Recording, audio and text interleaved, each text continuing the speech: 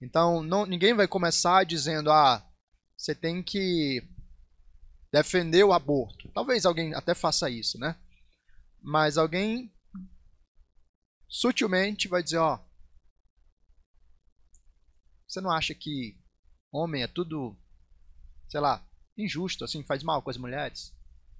Você não acha que você tem que se preocupar com os direitos das mulheres? Você não acha que as mulheres tinham que ter um pouquinho mais de conquistas e enfim, um tratamento mais adequado? E aí, então, veja só, por um lado, a nossa resposta vai ter que ser, eu acho que as mulheres têm que ser bem cuidadas mesmo. Eu acho que elas têm que ser honradas, respeitadas. Eu acho que elas não podem ser oprimidas, injustiçadas e violentadas. Agora, para onde é que você está querendo me levar quando você me fala sobre essas coisas? E é aí a sutileza.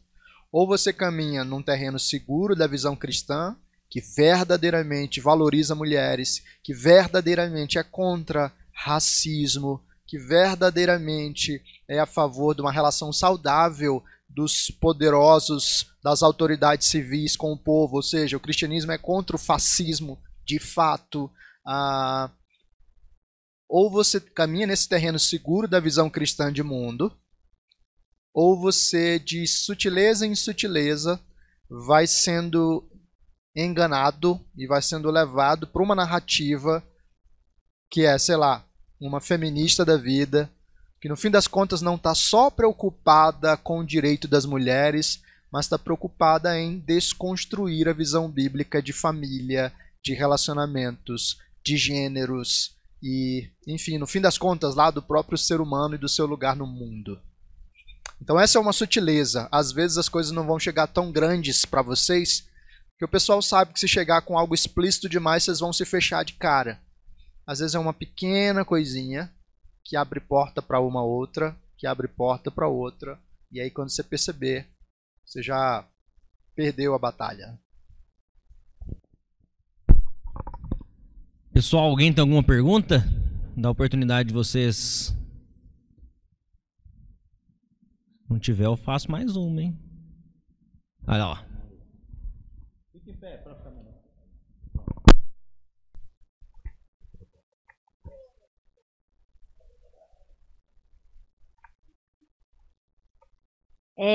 Eu queria saber como evangelizar essa pessoa sem ofender ela.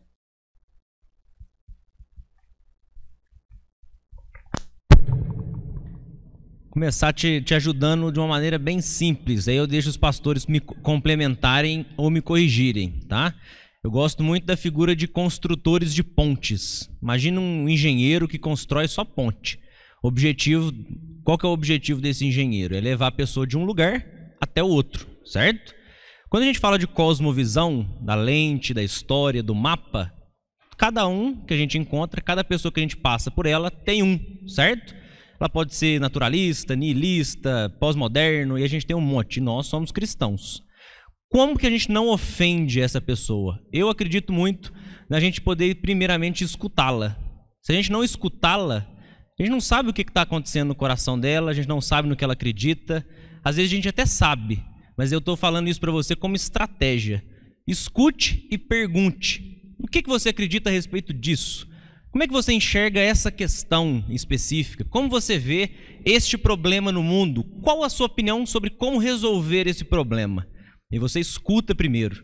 Você filtra e através da orientação do Espírito Santo você vai construir uma ponte.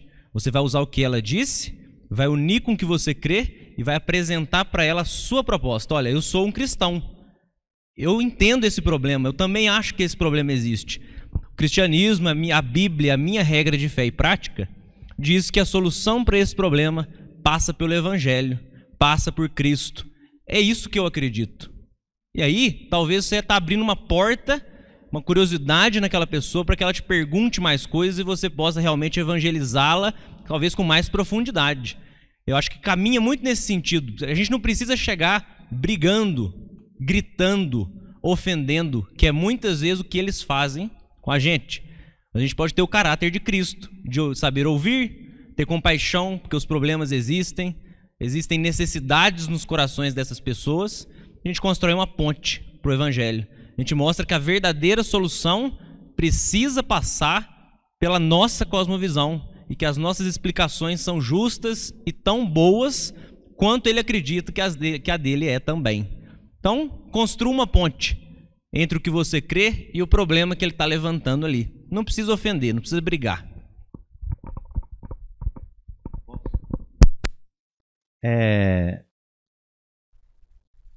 Por muito tempo a gente concebeu o conceito de evangelização muito baseado em algumas leis espirituais. E às vezes o nosso método de evangelização foi muito centrado nisso, né?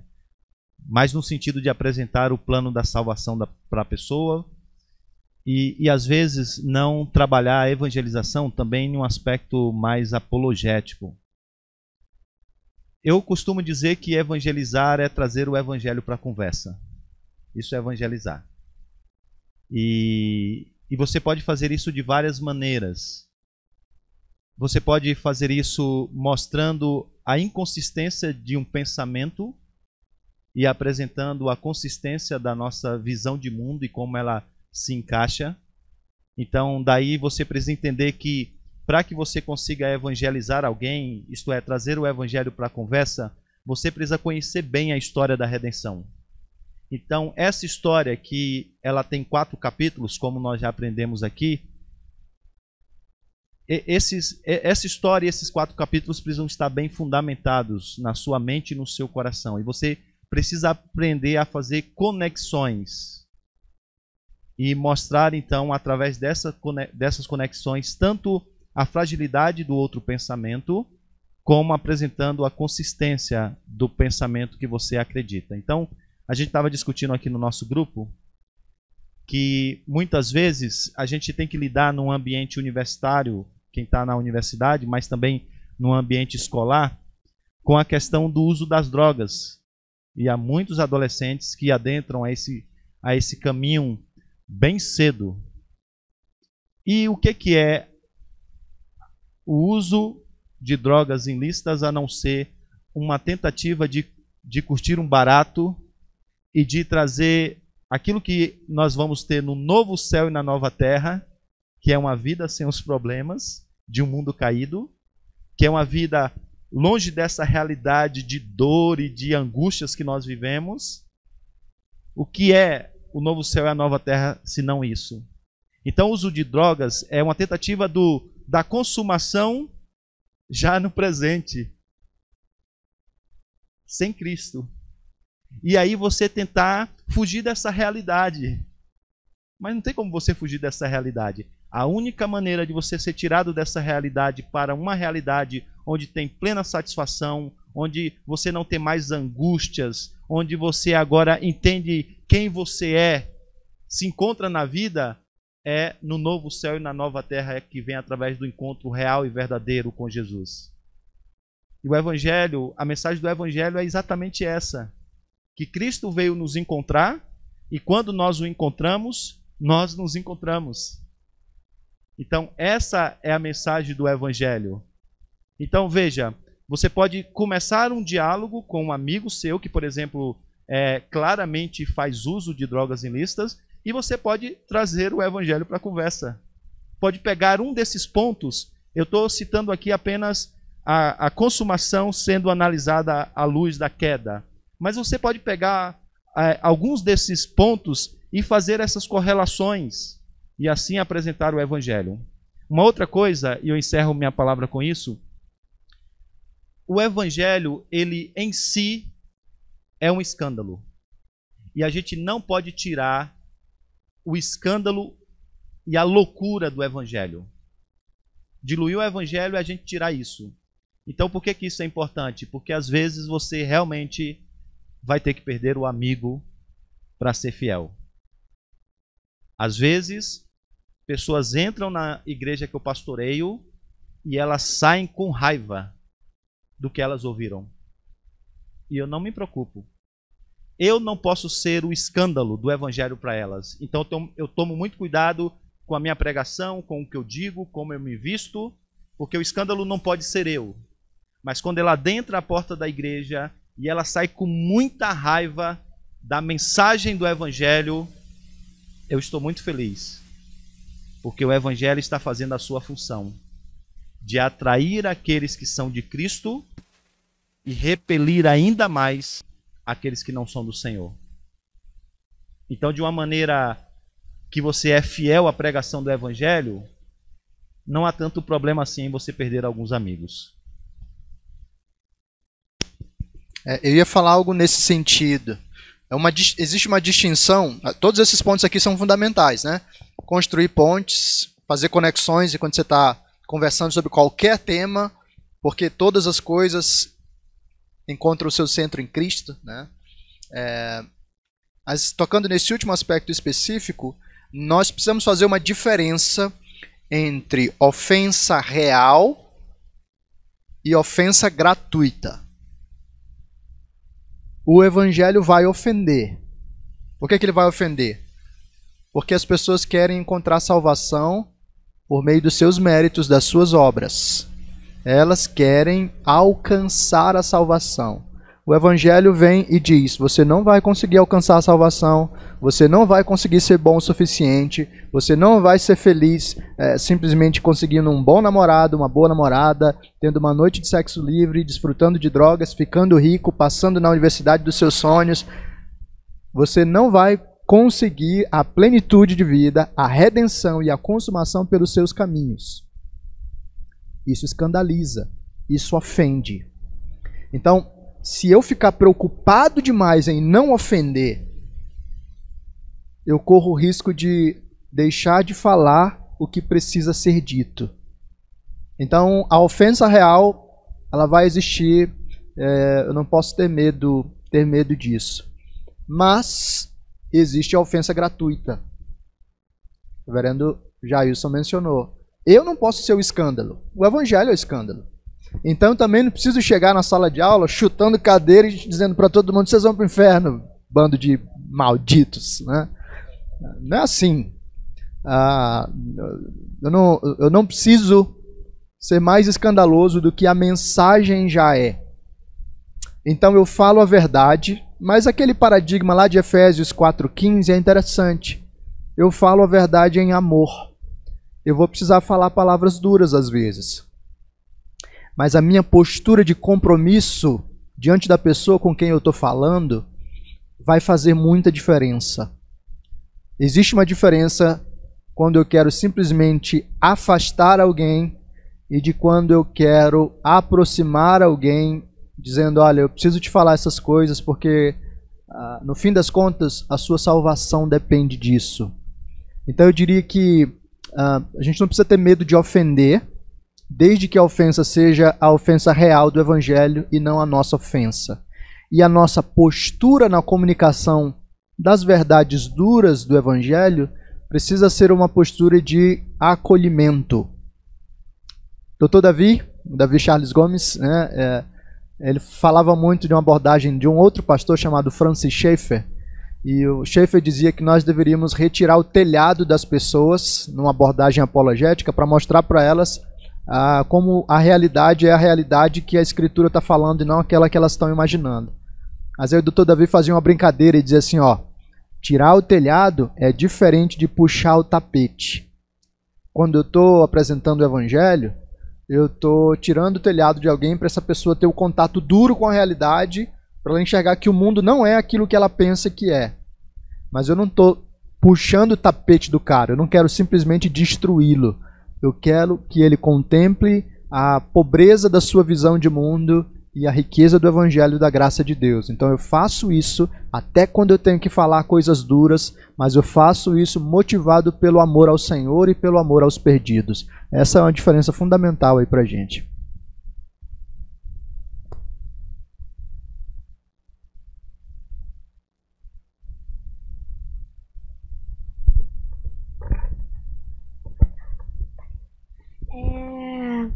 Como evangelizar alguém que usa as drogas? Como evangelizar alguém que usa drogas? Há diferentes aspectos aí para considerar, né? Uma das coisas mais fundamentais é você precisa conhecer bem o Evangelho. Se você não conhece bem o Evangelho, você corre o risco de ensinar o moralismo em vez do Evangelho. E isso você pode fazer para quem usa drogas, para quem tem sexo fora do casamento, enfim. Você só diz para a pessoa, você tem que parar de fazer isso, senão você vai para o inferno. Mas essa não é a mensagem da salvação. A mensagem do Evangelho não é você se comporta direito, porque senão Deus não vai amar você. Isso é religião de obras. Isso não é o Evangelho. O Evangelho é você não consegue se comportar direito, e por isso Jesus veio, se fez homem, viveu a vida perfeita em nosso lugar, morreu em nosso lugar, ressuscitou para nossa salvação, e assim aquele que nele crê tem vida eterna em Cristo, apesar do nosso mau comportamento. A nossa culpa foi lançada sobre Cristo na cruz, para que a justiça de Cristo fosse lançada sobre nós. Primeira coisa, você tem que entender o Evangelho, senão você só vai jogar culpa e moralidade em cima das pessoas. E se a gente acha que a gente é superior aos caras que estão usando drogas lá fora, sinto muito, nenhum de nós aqui é superior a eles não, tá? Está no mesmo barco, somos todos pecadores, desesperadamente necessitados da graça de Deus. Então eu tenho que entender o Evangelho. Se eu não entender o Evangelho, eu não vou conseguir evangelizar direito. Segundo, algo interessante aí é tentar entender onde é que a pessoa está. Por que ela está usando drogas? Alguém pode estar usando drogas por razões diferentes. Só para você ter uma ideia, algumas pessoas usam drogas porque elas querem, no fim das contas, anestesiar sua consciência diante de tantas dores que elas experimentam no mundo. Os pais brigam, a sua casa é ruim, eles vão mal na escola, eles não têm amigos, eles não têm nada funciona bem. Então, quer saber, o único jeito de eu aguentar, na cabeça deles é assim, né? É eu utilizar alguma coisa aqui que me deixe com a consciência alterada. Outras pessoas usam drogas porque querem uma ampliação da consciência. Hoje em dia tem um movimento crescente de gente advogando o uso, por exemplo, do chá de ayahuasca. Não sei se vocês já ouviram falar disso. Mas é uma galera que vai lá, toma um chá que é alucinógeno, e eles dizem assim, se você tomar esse negócio, então você tem novos estágios de consciência, você vai conhecer melhor a si mesmo, você vai ter uma experiência mais transcendente, assim você vai ser uma pessoa mais iluminada. Bom, há diferentes razões pelas quais alguém usa droga. Às vezes é o exemplo, às vezes é a pressão dos amigos. Cara, todos os meus amigos usam, e eles dizem que se eu não estiver usando, não estiver participando daquilo que eles participam, eu não vou ser da galera. Eu não quero ficar sozinho, eu não quero ser o estranhão, então há diferentes portas de entrada. Quando eu entendo esse lugar, eu posso aplicar o Evangelho mais diretamente para eles. Então, por exemplo, o cara que quer usar droga só porque todos os amigos usam, eu posso dizer para ele, olha, a Bíblia chama isso aí que você está vivendo de temor de homens. Você está tornando a opinião dos seus amigos mais importante do que a opinião de Deus sobre você. E aí você acha que você precisa ser aprovado por eles, porque senão você não vai conseguir ficar sozinho no mundo. Mas deixa eu te dizer, quem crê em Cristo tem a aprovação de Deus e não precisa mais temer nenhum outro homem. Então, ainda que você caminhe sozinho, você consegue ser feliz, ter a graça do Senhor, porque você está com a pessoa certa. Para alguém que está tentando fugir das dores de uma família quebrada, eu posso ministrar o Evangelho para demonstrar como é que Cristo providencia restauração e cura, transformação para a nossa experiência de viver no mundo caído. Eu não preciso tentar alterar a minha consciência para lidar com os desafios da vida. Se eu entendo como é que Deus providencia graça e força, eu posso encarar os desafios sem precisar de algo assim. E para quem quer expandir sua consciência, eu preciso dizer que o homem só vai conhecer a si mesmo à medida em que ele conhece e vive com Deus. Nenhuma droga vai conseguir produzir maior conhecimento sobre você mesmo do que ter vida com Cristo Jesus. Então há diferentes portas, eu vou precisar entender onde é que as pessoas estão para falar para elas, aplicar o evangelho dentro dessa dimensão mais concreta lá de onde elas estão.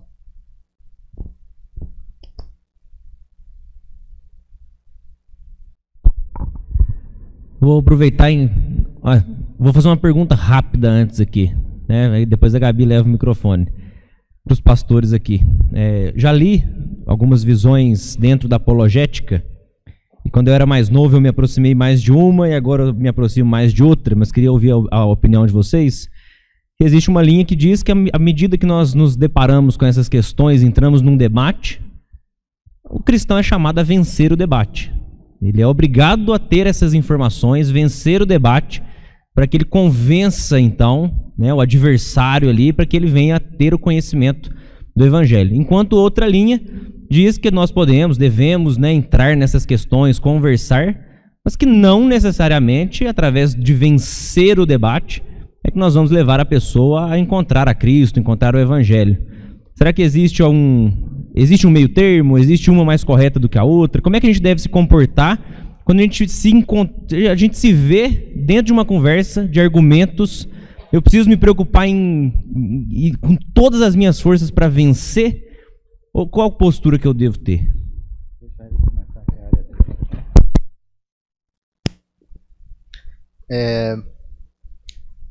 Essa coisa do debate a gente vê muito nas redes sociais, né?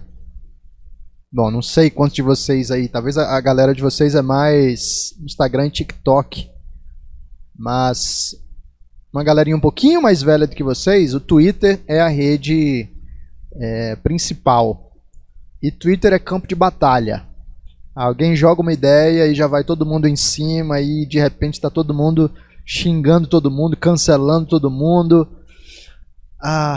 Antigamente era o Facebook, né? O Facebook morreu, que Deus o tenha. Mas hoje é Twitter, para essa galera. E aí, nas redes sociais, tem muita coisa de vaidade, né? Então eu tenho que ter a resposta definitiva, eu tenho que saber lacrar e depois jogar o microfone, mitei, né? E aí a gente fica muito preocupado em vencer o debate. Porque se a gente não tiver a palavra final, a gente vai sair humilhado da história, né? Mas qual é a honra? A honra de quem que está em jogo? A glória de quem que está em jogo? Se eu transformo um encontro apologético, né, em uma questão de reputação pessoal, então eu vou entrar ansioso no debate, dizendo eu tenho que ganhar esse negócio aqui, porque eu tenho que mostrar que eu sei mais, que eu tenho todas as respostas, eu tenho que mostrar que é isso, né? Mas se eu entendo que não é sobre mim, e se eu entendo que a minha postura faz parte da minha comunicação, eu preciso falar, mas a minha postura, o meu comportamento também comunica alguma coisa, eu não preciso me preocupar em vencer o debate. Eu apresento fielmente aquilo que a Escritura diz. Em alguns casos, eu vou até onde eu consigo ir. Eu tento até mesmo chegar ao fim de uma conversa. Em outros casos, eu entendo que, aqui existe um momento de retirada ou de recuo estratégico que é importante. Você vai passar 3 anos no ensino médio tendo contato com um grupo de amigos, sei lá, ou 1 ano que seja. Você não precisa querer matar a conversa numa segunda-feira de manhã. Vai devagar, começa uma vez, estabelece um relacionamento, conversa outra vez, ouve, escuta o ponto de vista do outro, faz perguntas, apresenta a visão cristã, volta em casa, dobra os joelhos, ora, Senhor. Eu sei que não é o poder da minha retórica, eu sei que é o teu espírito que converte pessoas. Então transforma a vida desse meu amigo, transforma a vida dessa minha amiga. E aí você vai fazendo uma caminhada de longo prazo, em que às vezes parece que você ganhou o debate, às vezes parece que o outro ganhou o debate, mas você vai tendo uma conversa que dura 1 ano, 2 anos, 3 anos, debaixo de muita oração, de muita paciência, de relacionamento, para a pessoa ver não apenas o seu discurso, mas ela vê a sua comunidade de fé, ela vê a sua família, ela vê como a fé transforma a sua conduta prática. E aí sim faz muito mais sentido uma apologética envolvente, né? Uma apologética integral. Então, vencer o debate pode ser muito bom para o nosso ego, mas como ferramenta apologética, talvez só faça sentido naqueles debates formais em que estão 2 debatedores diante de um auditório e ali tem que fechar a questão naquele debate. Como uma caminhada de vida, que é o que a maioria de nós vai fazer, é melhor a gente estar preocupado em ganhar a pessoa do que em ganhar o debate. E por isso, nem sempre eu tenho que ter a palavra final. O importante é demonstrar a visão e orar para que Deus faça a obra dele enquanto eu caminho fielmente e amorosamente também. Pessoal, eu era assim, viu? Eu era desse jeito assim, eu tava em todas. Eu entrava em todas no Facebook, onde tinha polêmica eu tava no meio. O meu pastor titular, depois vocês perguntam para ele, já teve que fazer uma ligação para intervir numa briga de internet minha, quando eu era adolescente. Hoje que ele não entrou lá? O negócio era feio. E aí hoje eu vejo que, nossa, se eu pudesse voltar atrás, não tinha perdido tempo, que era perda de tempo. Complicado, né? Então eu fui essa pessoa que brigava, que queria sair por cima, que queria ter a última palavra. E às vezes os resultados não são nem mais ou menos, às vezes o resultado é ruim. Às vezes você vira o escândalo, ao invés da mensagem ser o escândalo. Exatamente. Boa observação, presidente. Às vezes você vira o escândalo ao invés de deixar que o evangelho seja o escândalo. Eu estava aqui pensando, o que eu vou fazer com essa pergunta? Porque se eu responder essa pergunta, eu vou entregar a minha palestra. Então eu vou fazer o seguinte, eu não vou responder, mas vou já dar qual é a dúvida que eu vou tentar responder na minha palestra. Eu disse para vocês que há um projeto que a gente tem desenvolvido chamado Missão 360, que é essa aproximação do ambiente universitário, a preparação para isso, e ele surgiu do desejo de orientar melhor os filhos, tendo um tempo maior. Então era comum os pais chegarem para mim e falarem assim, quando o filho passou na universidade: pastor, meu filho vai para a universidade e a gente precisa dar um treinamento de cosmovisão e de apologética, para que ele possa ficar firme e não perder a fé na universidade. O problema disso é que esse pai está partindo de um pressuposto errado. Agora, para você saber qual tem que estar na palestra sábado à noite.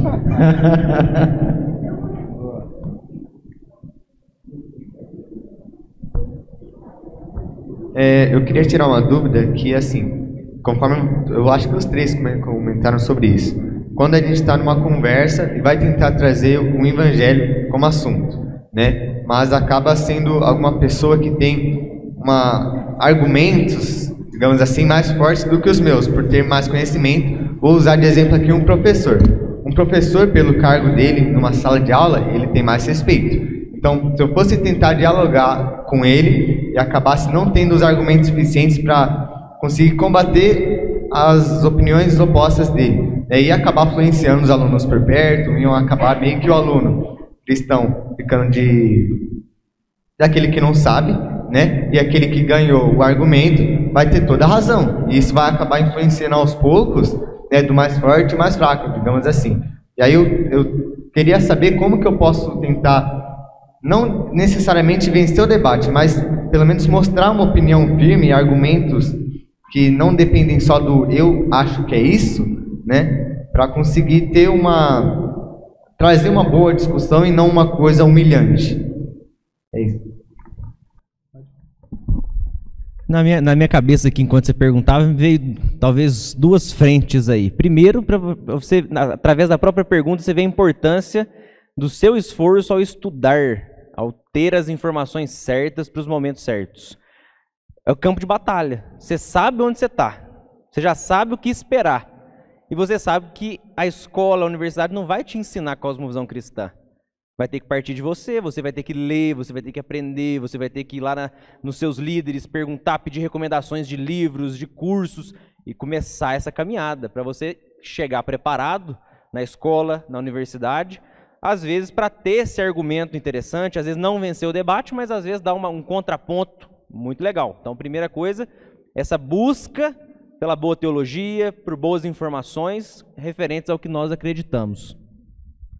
Segunda coisa que às vezes a gente tem que pensar é que nem todos nós fomos chamados ou recebemos talentos iguais. Alguns são mais eloquentes, outros não. Alguns têm o dom do ensino e da pregação, outros não. Então nós não somos iguais. Às vezes a gente começa a se cobrar muito. Eu tenho que falar muito bem, eu tenho que ser um ótimo debatedor, eu tenho que saber ensinar. E a gente acaba esquecendo que nós temos outros dons tão abençoadores quanto. Então entender isso também para não criar uma pressão em cima da gente de que, nossa, eu preciso falar, eu preciso dar um contraponto. E aí me leva à terceira dica, que eu acho muito boa, que eu já vi gente fazendo e funciona muito bem. Às vezes você não tem esse perfil. Às vezes você é uma pessoa que tem mais vergonha, uma pessoa que é mais tímida, às vezes não tem coragem, às vezes necessária ainda, de se levantar na sala e dizer que o professor está errado. Mas o que você pode fazer? Talvez um ato de serviço, um ato de amor, e não entrar num debate. Você pode apresentar o evangelho a essa pessoa de outras formas, a não ser por outra via. Então você pode, gosto muito, né, de chamar para tomar um café, um amigo, você chama para conversar, chama para ir na sua casa. Ser uma boa influência na vida dele não passa necessariamente só por um debate ferrenho, como o pastor Allen falou. Às vezes é uma conversa de 1 ano, 2 anos, 5 anos, longo prazo. Às vezes você vai passar pela vida de um professor. Tem professores que marcam a gente, não tem? Aquele que a gente lembra o nome dele até hoje. Mas quantos alunos marcaram a vida de um professor? Às vezes você, que é cristão, vai marcar a vida dele, através de atos de amor, de serviço, presentes, conversando com ele. Professor, você tem algum pedido de oração? Eu vou orar por você. Vamos orar. Vou orar lá na minha igreja pela sua vida, pela sua família. Às vezes, através disso também, às vezes a pessoa se aproxima do evangelho. Não necessariamente só pelo debate. Ele é muito importante. Em outros casos, às vezes ele não vai ser tão importante. Sabe como é que você chega a isso? Isso é discernimento. À medida que você se aproxima de Deus, você começa a ter esse discernimento de quando falar, como falar, o que fazer, o que não fazer. Vai ficando natural. Você é treinado. É igual respirar. Você pensa para respirar? Não, é automático. Essas coisas começam a ficar naturais à medida que a gente faz elas.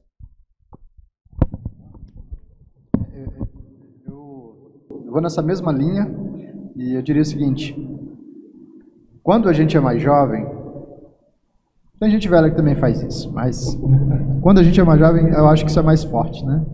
A gente acha que toda bola que cruza na nossa frente é nossa. Eu tenho que chutar esse negócio. Então é assim, surgiu um negócio, eu tenho que me posicionar, eu tenho que falar, eu tenho que debater. E nem sempre é isso. Claro, a gente está aprendendo aqui que existe uma batalha de visões de mundo e que nós somos soldados. Né? A gente está na batalha, a gente não está só assistindo a batalha, está participando da batalha. Mas o soldado que age de uma forma imprudente, ele gasta sua munição, ele morre rápido, ele se perde, ele mata os outros, fogo amigo, sei lá. Então, nem toda bola que passar na nossa frente é nossa, e nem toda vez que a gente olhar alguma coisa que é contrária à nossa fé, a gente tem que sair se posicionando. Então, como assim? Muitas vezes não é uma estratégia sábia você confrontar o professor quando ele está ministrando na sala de aula e ele está na posição de autoridade sobre a turma.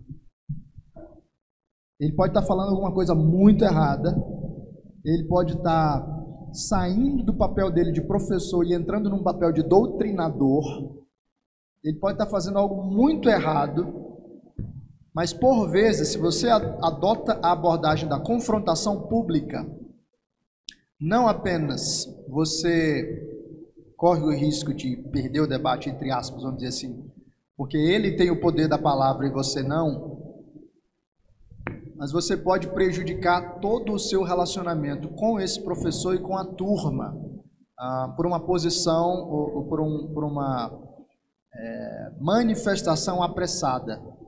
Às vezes vai ser mais sábio deixar o professor falar e depois da aula conversar com seus amigos mais próximos. E aí, o que vocês acham do que o professor falou? E agora, ali conversando com os amigos, você tem a oportunidade de questionar, derrubar algumas falsas ideias e semear dentro dos seus amigos uma visão diferente. Às vezes, fora da aula, você pode chegar para o professor e dizer: professor, você acha que é esse mesmo caminho? Ou até mesmo dizer: ó, professor, só para falar para o senhor, eu acho que a coisa não é bem assim. E aí se apresenta a visão cristã.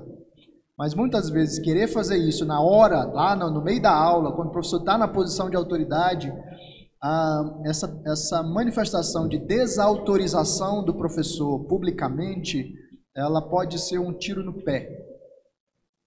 Em alguns momentos talvez seja importante fazer isso, especialmente quando o diálogo está aberto na sala. Aí você vai e se posiciona e é isso aí. Mas em alguns casos não vai ser o melhor momento. Eu lembro, no curso de Direito, de um professor de filosofia do direito que basicamente queria empurrar marxismo para a turma. Então, de vez em quando eu fazia uma pergunta, que era uma pergunta um pouco mais incômoda, mas eu percebia que ele não tinha muita abertura para isso. Então, quer saber? Eu comecei a imprimir os textos de contraposição ao que ele falava, e ele estava lá dando a aula dele, e eu estava aqui distribuindo os textos para os meus amigos da sala aqui perto. Não criei nenhuma briga pública com o professor, mas eu estava semeando a verdade para os meus amigos aqui. E eu acredito que foi uma abordagem muito mais tranquila e mais efetiva do que se eu tivesse criado uma confusão pública dentro da sala de aula, que poderia me afastar tanto do professor quanto dos amigos da sala. Posso fazer só um acréscimo breve? Vou tentar ser breve mesmo. Toda a nossa visão de mundo, nós entendemos ser ela verdadeira: criação, queda, redenção e consumação. Os 4 capítulos dessa história da redenção. Todas as demais visões de mundo são caricaturas dessa visão. Então há uma imagem do que é criação, do que é queda, do que é redenção, do que é consumação. E se a nossa visão de mundo é verdadeira, e nós acreditamos nisso, isso quer dizer então que todas as demais visões de mundo são falsas, ok? Bem, se essas demais visões elas são falsas, então elas têm pontos de fraqueza, de inconsistências. E às vezes você não precisa fazer para lançar luz e questionar. Às vezes você não precisa nem entrar em um debate. Às vezes é só fazer boas perguntas. Vou dar um exemplo breve e rápido. Um dos ismos do nosso tempo é o niilismo. Antes a fé era a razão de todas as coisas, depois a razão passou a ser a razão de todas as coisas, e esse movimento foi crescendo até que chegou, como nós vimos, a pós-modernidade, modernidade líquida, hipermodernidade, sei lá o que você quiser chamar isso. Nada é a razão de todas as coisas. Nada é a razão de todas as coisas. Então, você não precisa acreditar em nada, e levar esse pensamento levado até as últimas consequências é que no final das contas nada faz sentido. Aí um professor niilista, ele vai gastar 2 aulas tentando mostrar para você que nada nessa vida faz sentido, absolutamente nada.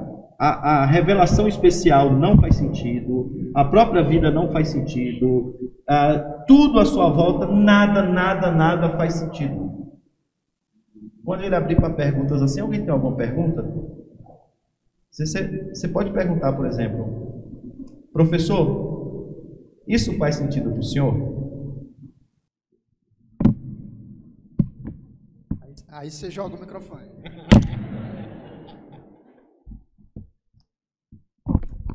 Só antes da pergunta, pessoal, conforme o pastor João comentou, 3h15, quem quiser pode sair sem constrangimento para fazer o que vocês quiserem, que agora é horário livre. Nós continuamos aqui respondendo perguntas. Quem quiser continuar, continue, certo? Quem for sair, só sair em silêncio, tudo certo. Nós não vamos ficar chateados, não vamos falar que a sua cosmovisão está errada, que você não é crente, nada disso. Fique à vontade, tá bom? A minha pergunta, na verdade, são duas, mas estão interligadas. Então, cada dia mais a gente vê as pessoas com um ódio crescente pelo Evangelho. E muitas vezes eles se demonstram não só assim com visões contrárias, mas realmente atacando e difamando, às vezes apresentando o Evangelho que não é falso, que não é verdadeiro, com o objetivo de desviar a pessoa daquilo. Aí eu devo fazer como Cristo, que no templo se irou, porque estavam difamando o nome de Deus e o templo de Deus. Eu posso fazer isso em algum momento, não somente com o objetivo de evangelizar, mas também de defender a minha fé. E a segunda coisa que é uma afirmação que eu já ouvi várias vezes, mas eu não entendo, que é em que ponto que o pregar se torna dar pérolas aos porcos, daquele texto bíblico. Vou responder a primeira e deixa mais difícil para os pastores, tá? A primeira é o que essa ira vai produzir. Irai-vos, mas não pequeis. Jesus se irou, mas não pecou. Se irar, ficar bravo, ficar revoltado com o que o mundo produz, com a cosmovisão que eles pregam para nós, é justo. Porque nós nos incomodamos com o evangelho sendo distorcido, uma cosmovisão diferente sendo pregada.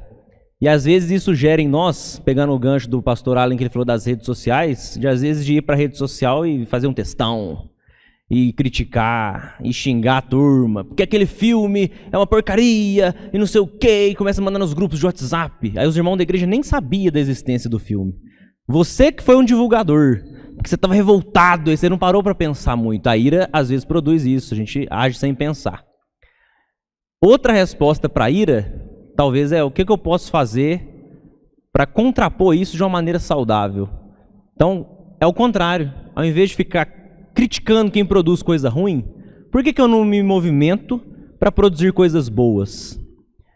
O mundo continuará produzindo coisas ruins. Os niilistas, os naturalistas vão continuar pregando o que eles acreditam. E a gente não pode cercear a liberdade deles de fazer isso. Você não pode ir lá costurar a boca de todo mundo. Só crente vai falar no mundo agora. Não, eles têm o direito de falar. Mas ao invés de tomar essa postura de uma crítica só vazia, talvez o cristão ele tenha que começar a se movimentar para produzir boa cultura. Se aquela música é ruim, quem que está produzindo coisa boa? Se aquele filme é ruim, quem está produzindo filmes bons? E o que eu posso fazer para me adentrar nesse meio e produzir coisas boas para quem está à minha volta, para abençoar as pessoas e para divulgar a cosmovisão que eu creio ser a verdadeira.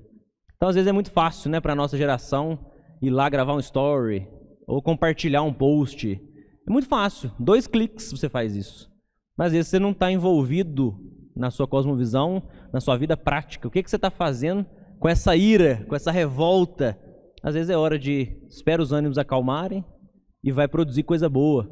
Vai lá no seu pastor. O que eu posso fazer, pastor? Na minha escola. Lá está girando uma discussão sobre isso aqui, ó. Me dá uma ideia. Pede ajuda. Para isso que serve a igreja. Vai no seu amigo cristão. Vamos juntar força? Vamos fazer alguma coisa? Vamos começar, sei lá, a produzir alguma coisa? Pequena. Tudo começa pequeno. Mas que seja aquilo que eu acredito que é a verdade.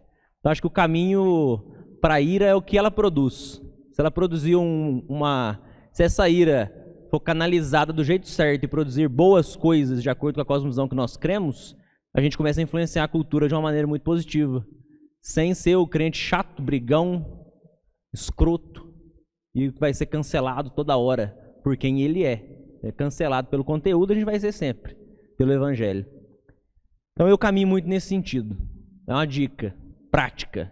Faça, produza coisas boas que impactem o mundo de verdade, as pessoas que estão à sua volta, de acordo com a crença que você tem, que é o Evangelho. Eu vou deixar o reverendo Allen responder essa. Eu queria fazer só uma indicação de um livro, na verdade um capítulo de um livro sobre essa questão da batalha nas redes sociais. Há um livro chamado Religião de Poder, e nele tem um capítulo intitulado Salvo o Melhor Juízo, Pregação ao invés de protesto. Então procure esse livro e leia esse capítulo para você ver como que a gente pode talvez lidar nessa cultura do cancelamento. Religião de Poder, lá tem pregação ao invés de protesto. Ainda sobre essa, né, da ira, eu vejo alguns movimentos distintos. Então, eu acho que a gente se ira muito rapidamente por questões que não são centrais, né? A gente está se digladiando aí na internet por coisas secundárias, às vezes política e outras questões. Mas ao mesmo tempo, eu vou usar a imagem mais masculina, né? Falta testosterona para a gente se irar com aquilo que é verdadeiro, né? A gente está muito molinho aqui. Você quer saber do nosso videogame, enquanto as grandes questões estão aí e a gente está de bobeira, né? Então, está faltando a gente se irar mais em alguns aspectos. Mas a ira santa, né? O homem que vai para a guerra só porque ele está com sede de sangue, esse cara vai morrer rápido. Ele é imprudente, ele é um tolo. O homem que vai para a guerra porque ele sabe que tem uma esposa e filhos para defender, ele se ira porque ele ama alguma coisa, esse cara age com maior sabedoria. E aí sim, a ira move na direção de defender aquilo que amamos. Isso é diferente da ira injusta, da ira pecaminosa. Deixa o lugar para a ira santa. Agora nós vamos entender que há diferentes chamados dentro da igreja de Cristo. Então, de um modo geral, o nosso chamado fundamental é proclamação do Evangelho. Então, é proclamação do Evangelho e não simplesmente discussão política. É proclamação do Evangelho e não simplesmente boicote de Netflix ou dos filmes da Disney. Proclamação do Evangelho e não outras coisas periféricas. O centro é esse. Mas há diferentes chamados. Alguns, de modo geral, nós também somos chamados a produzir cultura. Só que cada um na sua área. O que é jurista vai produzir cultura para a glória de Deus no seu campo. O que é artista vai produzir para a glória de Deus no seu campo. Essa mesma ira, essa indignação com a mentira deve nos levar a promover a verdade, divulgar a verdade. E, dentre esses chamados, nós vamos ter aqueles que vão militar no contexto político, e às vezes no contexto político eles vão ter os debates e as discussões próprias do campo político. E nós vamos ter aqueles que serão e que vão mobilizar para algum ativismo social em prol da verdade. Então, quando você está numa cultura em que a defesa do aborto se tornou um padrão, você vai precisar de gente com testosterona para sair no meio da cultura dizendo isso é assassinato. E tem que levantar a voz, e tem que falar no meio da cultura mesmo que isso é assassinato. Se a gente ficar só falando mansinho o tempo todo, a gente é engolido. Está defendendo aquilo que a gente ama. Ama o Senhor, a gente ama pessoas indefesas que estão sendo assassinadas dentro do ventre. Então, há espaço para que isso aconteça. Eu só não posso transformar essas coisas no centro da missão da igreja. Porque uma ONG pode fazer isso. Uma ONG pode cuidar de órfãos, uma ONG pode cuidar de viúvas, uma ONG pode ser contra o aborto. Católicos fazem isso. Mas eu tenho que ter o Evangelho no centro. E aí sim, isso aqui central e é inegociável. Se isso aqui estiver no lugar central, as outras frentes de batalha podem ser estabelecidas e aí a gente atua nos diversos campos. A gente continua lutando para que haja parlamentares cristãos nos lugares públicos, ainda influenciando a cultura para a glória de Deus. Mas eu entendo que o mundo não vai ser salvo pela política. Eu continuo influenciando para que haja organizações não governamentais cristãs que possam produzir algum impacto em diversos setores da sociedade. Mas eu entendo que o mundo não vai ser salvo pelas ONGs. Eu vou lutar em diversos aspectos, mas eu preciso entender que no fim das contas é Cristo e o Evangelho. Então, há lugar para ira sim, mas precisa ser uma ira santa e uma ira que esteja direcionada para o cultivo da verdade, não simplesmente para eu sair tentando derrubar os outros. E até que ponto debater com não cristãos é jogar pérolas aos porcos? Bom, eu diria que até o ponto em que você percebe uma abertura honesta de diálogo. Normalmente redes sociais não são o lugar para você debater. Normalmente rede social é pérola aos porcos. Ninguém quer entender ninguém. Todo mundo só quer gritar, falar sua opinião e pronto. Só quer lacrar. Então, debate na rede social, proclama a verdade e deixa quieto. Vão xingar você? Deixa. Não entre em debate lá.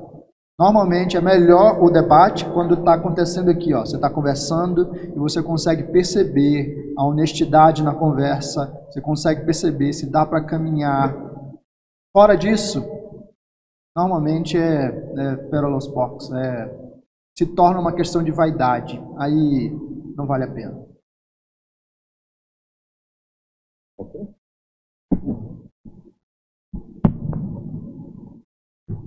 Bom, a minha pergunta ela é meio complicada, mas são duas perguntas em uma. É basicamente sobre ideologia de gênero e como a gente deve falar a respeito disso. Então, tipo assim, como a gente deve se posicionar a respeito disso, obviamente contrário, assim como fala em Romanos 2, mas como eu devo falar disso? Porque teve momentos em que eu tive que explicar a minha fé para algumas pessoas, inclusive amigos meus, não cristãos, e o posicionamento que eu acabei tomando foi, segundo a palavra, errado, e segundo a minha opinião, eu também não concordo, mas eu te respeito. Eu tenho medo de essa forma de eu falar eu te respeito, dar abertura para a pessoa achar que eu concordo com o que ela faz. Entendeu? E outra situação que pode entrar para a pergunta é em duas situações, duas pessoas transgêneros, um que era meu amigo na escola e outro era relacionado à minha família, veio me perguntar, aliás, não veio me perguntar, ele veio apenas me contar que ele estava trocando de gênero. E eu não soube me posicionar a respeito disso, porque a pessoa ela não veio me perguntar qual era a minha opinião, ela veio apenas me contar, e aí eu não soube me posicionar a respeito disso. E aí eu queria saber como deveria ser o nosso posicionamento. Essa é com você. Joga na fogueira, né? Tá. Como é que eu me posiciono, né? Eu diria o seguinte, e depois me diz aí se eu entendi bem, né, as perguntas. Mas no primeiro caso, como é que eu me posiciono de maneira geral, não é isso? Sobre ideologia de gênero. Então, a gente precisa falar a verdade, mas tem algumas coisas que precisam ser tratadas no nosso coração primeiro, na nossa visão. A gente acha que o pecado da homossexualidade é o pecado imperdoável ou é o único pecado da vida de alguém. Então é assim, um colega da minha sala diz que é gay, ou uma moça diz que é lésbica, eu já acho que não tem mais nenhum outro assunto que eu possa conversar com ela, senão esse assunto do pecado dela, né, desse pecado específico. Mas esse é só mais um pecado dentre tantos outros que essa mesma pessoa tem. Então, sim, eu devo falar sobre o que a Bíblia diz sobre homossexualidade, mas eu não devo tratar esse pecado como se fosse o único problema dessa pessoa. Isso significa que eu posso conversar com ela sobre diversas outras coisas, eu posso confrontar essa pessoa em diversos outros pecados, porque o estilo de vida, de um modo geral, é um estilo que foge dos caminhos do Senhor. Então, é assim, é impossível eu caminhar com homossexuais e lésbicas? Não, não é impossível. Algumas pessoas da nossa sala de aula serão assim. E se não são agora na escola, na universidade serão. Se não forem na universidade, a nossa sociedade cada vez mais tem pessoas assim. E em algum momento a gente vai ter que lidar com esse tipo de pessoa. Você vai no salão de beleza, você vai encontrar alguém assim. Você vai no banco, você vai encontrar alguém assim. Você vai na padaria, você vai encontrar alguém assim. E se você entender que você não pode ter contato com ninguém que seja homossexual, você não vai conseguir viver no meio da sociedade. Eventualmente alguém da família vai ser assim. Então o que você faz? A nossa ansiedade diz assim, se eu não estiver confrontando esse pecado o tempo todo, então é porque eu tô aceitando, né? Não. Você pode encontrar os momentos propícios de falar sobre esse assunto. Não precisa ser a primeira coisa que você vai falar. Você pode desenvolver outros níveis de relacionamento até, de certa forma, ganhar o direito de ser ouvido e então falar sobre esse tema. Mas você não precisa ficar ansioso. Se a pessoa entende que você está sendo conivente com ela, é um problema dela, não é seu. O ponto aí você está tentando esconder o que você pensa, ou você simplesmente entendeu que ainda não é o momento de falar sobre isso. São duas coisas diferentes. Você está tentando esconder o que você pensa, então você se envergonha do Evangelho, aí você tem que se arrepender. Se você simplesmente entendeu que há um momento propício de falar, e nem toda vez que você encontrar essa pessoa você tem que dizer, você é homossexual, você está em pecado, então chegará um momento certo em que você vai ter a oportunidade de falar, e vai falar uma vez aqui, e pode falar outra vez ali, mas não vai ser a única coisa que você vai falar, porque há várias outras questões. Então eu entendo que esse é um aspecto para considerar. Bom, aí depois eu vou falar da outra pergunta. Eu diria, eu chamaria a atenção para três coisas em relação à sua pergunta. Primeira, antes disso, lá no canal da nossa igreja, Ipa Limeira, tem uma conferência lá sobre esse tema. Tem algumas palestras lá, inclusive algumas razões filosóficas, bíblicas e algumas questões sobre esse tema. Então, se depois você quiser assistir, só ir lá no canal Ipa Limeira, no YouTube, você procurar lá, digitar, você vai encontrar lá uma série de 4 palestras. Tá? Eu diria três coisas então. Primeiro, para o mundo que nós vivemos, tolerância é sinônimo de concordância. Então, quando eles dizem assim, você precisa ser tolerante, não é verdade que você precisa ser tolerante. Você precisa concordar com o que ele pensa. É tanto que você tem que ser tolerante. Ele não pode tolerar a sua visão de mundo. Então, tolerância para o mundo significa concordância. A gente precisa fazer essa distinção, porque isso nos leva a uma outra questão, que é o argumento do espantalho, que é muito usado por esses grupos minoritários.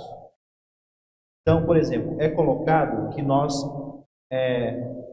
temos uma postura de ódio, é um discurso de ódio contra um homossexual, por exemplo. Um pastor que está pregando a Escritura é taxado como um discurso de ódio. Mas vocês que estão na igreja, eu pergunto, qual foi a vez que vocês viram um pastor dizendo que a gente ia sair do culto à noite para atacar e bater nos homossexuais? Já viu? O pastor encerrando a pregação antes da bênção, fazendo essa aplicação final sobre cosmovisão e apologética. Isso não é verdade. Então, o argumento do espantalho é assim, você pega um tema que é periférico e você bate nesse tema periférico como se ele fosse realmente a causa da discussão, enquanto as principais questões são deixadas de lado. E às vezes a gente está batalhando argumentando contra o espantalho e não indo nas questões principais do debate, entendeu? Aí a gente vai para a defesa para mostrar que nós não odiamos os homossexuais, mas essa não é a questão, porque não precisa nem de debate para isso, entendeu? Não precisa de debate para isso. É evidente que o cristianismo sempre foi marcado pelo amor. Até a verdade, a Bíblia diz que a gente tem que falar com amor. Então essa é uma questão óbvia, mas esse é o discurso. Então, fuja do argumento do espantalho. Aí, mais uma vez,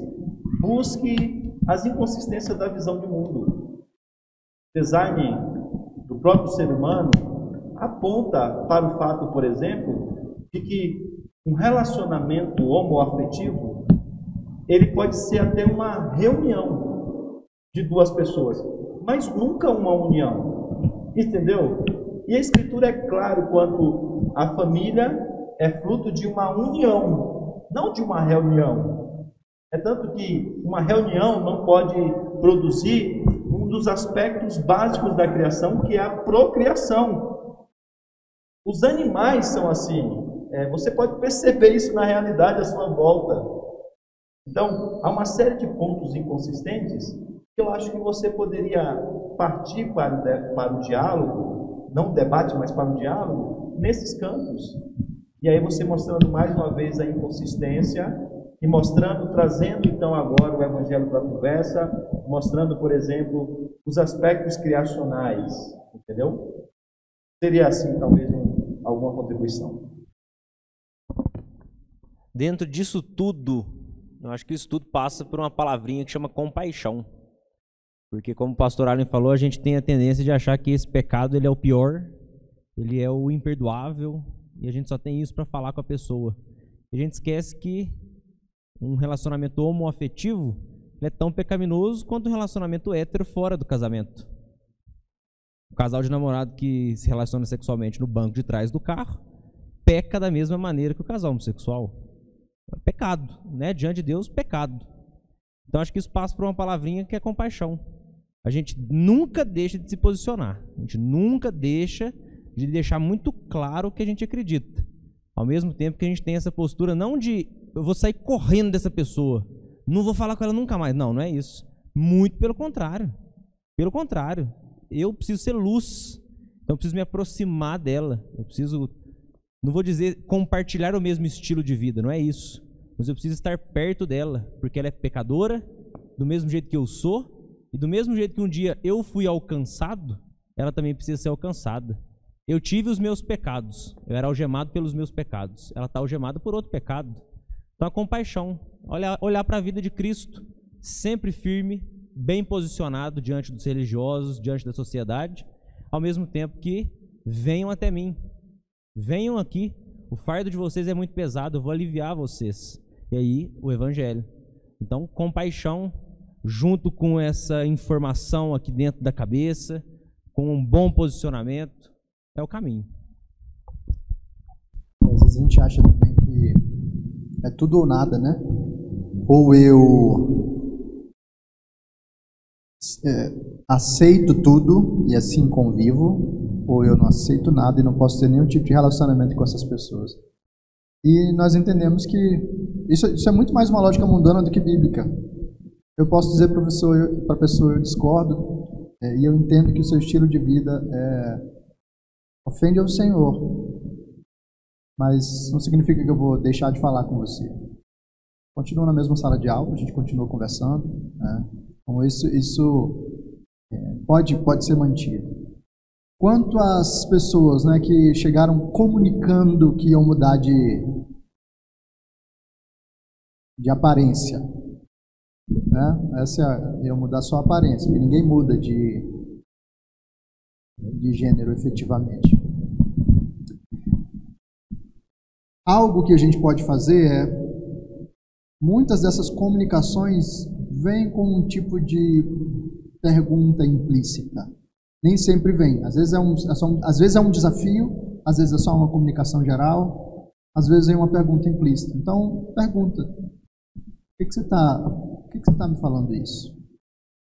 e de repente a pessoa abre uma oportunidade, você diz, olha, eu não vejo isso como um bom caminho. Você está fazendo as escolhas da sua vida e eu só posso dizer que eu vou orar para que Deus abra os seus olhos ou algo assim. Mas nem você se omite e nem você age como se a sua palavra fosse aquela que vai mudar o caminho da pessoa. Normalmente, a pessoa já está com a decisão tomada, normalmente ela já está com todas as coisas encaminhadas, e há pouco que você pode fazer, além de falar alguma coisa, dobrar o joelho e pedir para Deus, Senhor, muda o coração. Porque eu não... Né, quando a pessoa chega já nesse nível de comunicar a decisão final, por vezes ela já não está mais tão aberta para ouvir qualquer coisa diferente. Mas se ela decidiu comunicar para você, alguma abertura aconteceu. Então você aproveita e tenta abrir um pouquinho mais a porta. Por que você está me dizendo isso? E aí isso pode levar a uma conversa maior. Nem sempre o momento da comunicação vai ser o momento da conversa. Às vezes realmente a pessoa não quer bater papo. Mas eventualmente pode ser que essa oportunidade apareça. E aí você precisa estar pronto, fundamentado na verdade, para falar a verdade em amor. E ao mesmo tempo em que você afirma a visão bíblica, né, de que aquilo é um pecado, você também se compromete amorosamente com a pessoa. Você não diz, eu não vou abandonar você, eu não vou deixar de falar com você porque você está seguindo esse caminho. Mas eu quero que você entenda que isso não vai resolver o seu problema, isso não vai trazer salvação nem plenitude para o seu coração. Esse é um caminho ruim. Normalmente isso vai ofender, porque hoje em dia, aliás, o termo utilizado é esse, né? As pessoas têm uma identidade de gênero. Então elas estão colocando isso como se fosse o eixo fundamental da sua identidade. A sexualidade se tornou a base da sua existência. Então quando você nega as escolhas de sexualidade de alguém, ela está dizendo, você está negando quem eu sou, você está negando a mim. Então isso é profundamente ofensivo. Mas algo que a gente afirma com a visão cristã de mundo é que a nossa identidade não está centrada na nossa sexualidade. Alguém que tem desejos homossexuais pode negar a si mesmo para viver para Cristo. Assim como alguém que tem desejos heterossexuais, de ter relações sexuais com a sua namorada antes do casamento, precisa negar a si mesmo e aos seus desejos para ser fiel ao Senhor. Porque a nossa identidade gira em torno de quem Cristo diz que nós somos e não em torno do que os nossos desejos sexuais nos impulsionam, né, ou demandam de nós. Então vai ser ofensivo em alguma medida sim, mas se a gente consegue falar a verdade em amor, se a gente consegue falar coisas duras com um espírito brando, eu acho que isso faz muita diferença. Pessoal, última pergunta. Agora vai ter que tirar para o ímpar. Vai ter que tirar 0 e 1, que tem uma aqui, ó. É a última. Depois a gente fica aqui, mas a gente vai ir junto ali, ó. Vai ter, os homens vão ter que ser cavaleiros. Aí, ó, muito bem. Não vai dar. Ali, ó. Eles fazem questão. Eles fazem questão que você faça a sua. Ela pergunta assim, que horas são?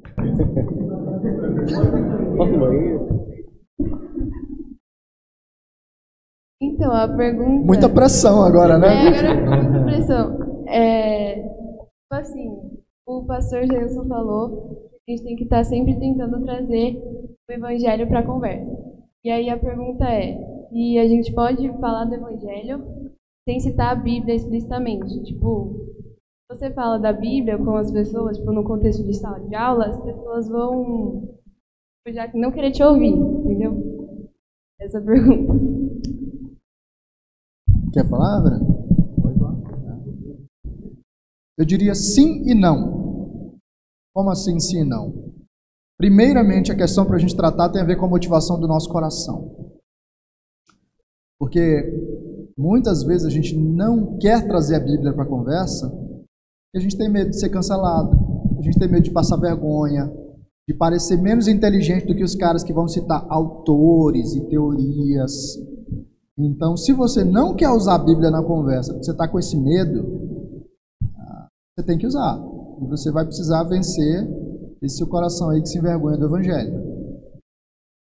Agora, não precisa usar todas as vezes a Bíblia explicitamente, no sentido de que a visão bíblica de mundo pode ser apresentada, mesmo quando você não tem alguns versículos decorados na sua mente. E há vários caminhos numa conversa para você falar sobre a visão bíblica e sobre as Escrituras. Então, volta para aquela questão de, será que eu tenho que fechar tudo numa conversa só? Ou será que eu posso ter uma conversa de longo prazo que vai durar semanas ou um tempo maior? Se eu só tenho uma conversa com a pessoa, sei lá, eu estou pegando um voo de São Paulo para Brasília e eu treino uma conversa com o cara, eu nunca mais vou ver esse cara. Então eu faço o máximo para condensar a mensagem e apresentar para ele tudo que eu posso, citando a Bíblia, apresentando o Evangelho naquele momento que eu tenho. Mas se eu tenho uma conversa de longo prazo, é uma conversa que vai levar tempo, bom, em algum momento dessa conversa, ou em um dia, eu posso só questionar os pressupostos do cara, só fazer aquelas perguntinhas que são incômodas. Em outro momento, eu posso apresentar a visão bíblica sem mencionar a Bíblia, falando das visões gerais e de como o cristianismo percebe. Em outros momentos, eu menciono os versículos bíblicos, e assim eu tenho uma conversa de longo prazo que tem vários momentos em que as coisas vão sendo desenvolvidas. Agora, lógico, a Bíblia sempre tem que ser a base. Se eu me fundamentar mais em teorias, mesmo que seja de autores cristãos, mas se eu me fundar mais em teorias do que na Escritura, eu estou trocando a sabedoria de Deus pela sabedoria dos homens. E é a sabedoria de Deus que vence o mundo, não teorias sofisticadas de homens que até podem ser respeitosos, respeitados, podem ser inteligentes. A Bíblia é a base. E eu não tenho que me envergonhar de trazer a Bíblia para a conversa, porque eles estão trazendo o credo secularista deles. A Bíblia deles está sempre sendo trazida para a conversa. A questão é que a Bíblia deles não é dividida em capítulos e versículos, e assim eles ficam à vontade para citar o tempo todo as suas frases, as suas afirmações, e acharem que estão sendo neutros ou que estão sendo acadêmicos ao falar algumas coisas. No fim das contas, eles estão baseados na fé, eles estão citando a revelação deles, o livro religioso deles do humanismo secular, o catecismo deles. A gente não deve ter vergonha de citar o nosso, não. Vou ser bem breve também. Melhor, vou tentar. Quando você lê João capítulo 2, Jesus está em uma festa e o vinho acaba.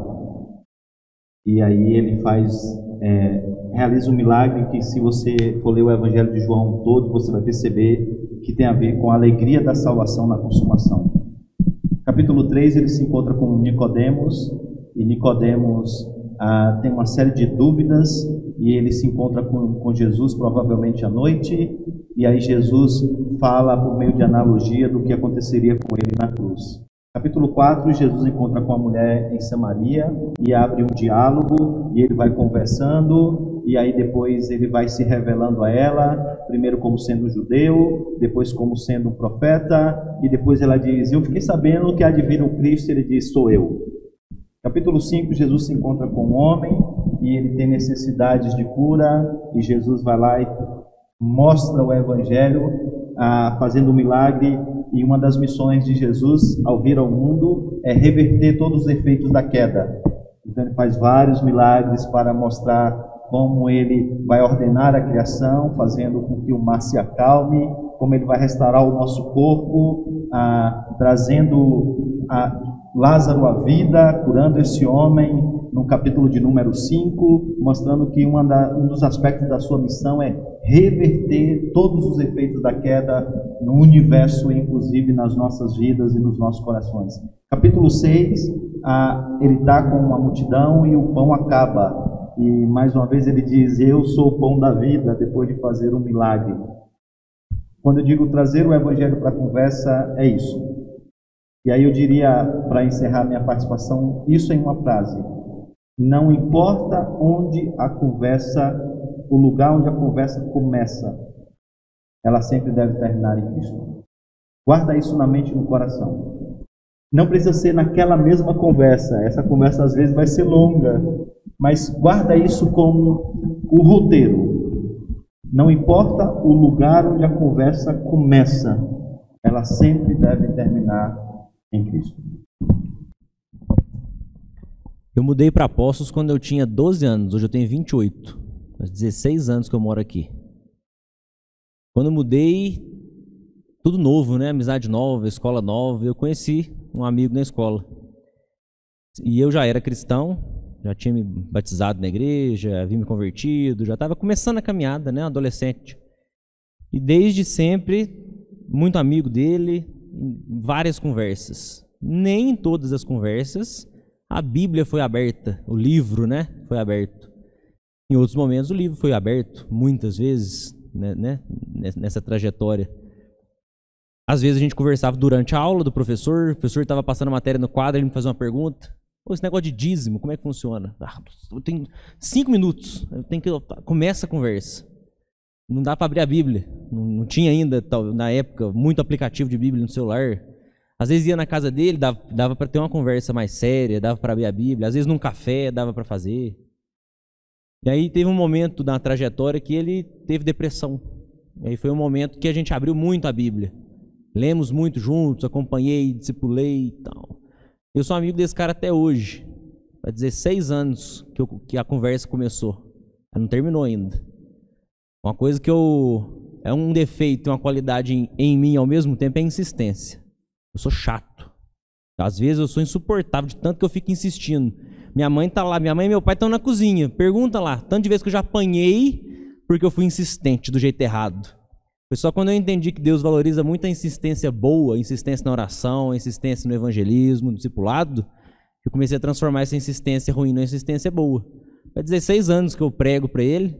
Muitas vezes eu não abri a Bíblia, muitas vezes eu abri a Bíblia.